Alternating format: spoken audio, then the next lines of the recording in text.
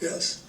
Who did you normally bring on these flights? You know, I said, you know, employees of the foundation, whatever. I brought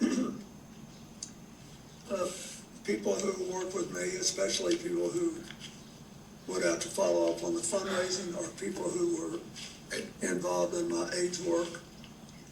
I bought people who...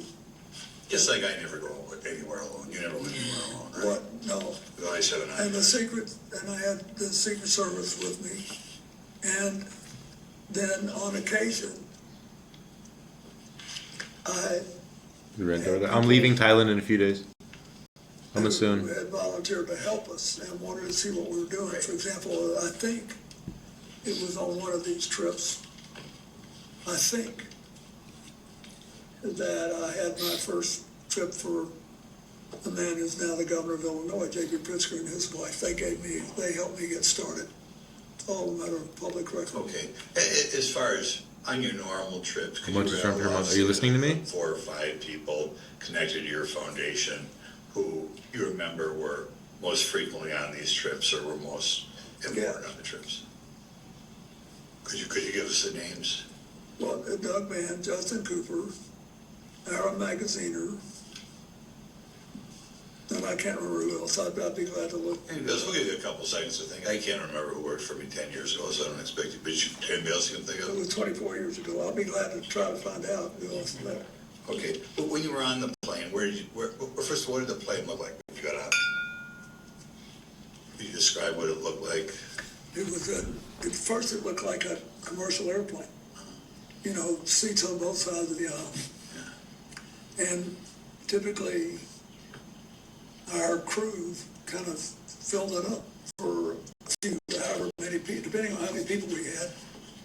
We had the staff and the friends of the foundation and people who were doing the work. Then we had it's just like a boardroom halfway back. We had the Secret Service further back. This is freaky. That was it. Okay. That was it. How would you spend your time on these flights when you were to Asia or Sub-Saharan Africa? Those are quite trips. What would you do on these trips? We would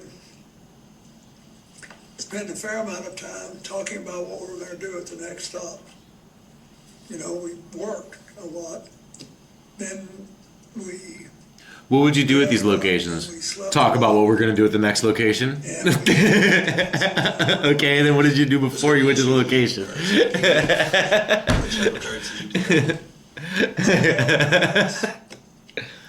It's not an answer. You said, was the Secret Service with you every time you went on these trips? Every time. Every time, okay, good. I have never signed off Secret Service protection. Okay. Oh. Did the Secret Service, they screened all the other passengers and pilots, as far as you know? They what? Screen them? Yeah, they have everybody's name and background and all that. Okay. Now, I asked you about people who were connected to the foundation that you brought along, but I take it if they gave you an airplane and Jeffrey was on it, there were his staff too, correct? Yeah, he had some staff on it.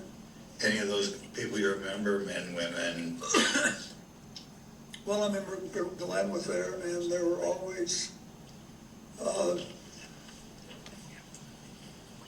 the other people that staff the airplane, right? Right. I think one of the reasons you're successful is you deal with the average guy, right? You like to talk to the average guy. Did you remember the names of any of the Epstein staffers that were, you know, serving you or that you engaged with banter about? Well, the one we just been talking about. Shante Davis. Yeah, Shanta. I remember her, Shanta Davis. Okay. Anybody else you talked about? Where are you from? Well, I talked to a lot of them. One of them was from Hawaii and was a military wife. Okay. I remember, but I don't remember their names after 20 Hawaiian years. gal? Was she Asian? No. No. Okay. Okay.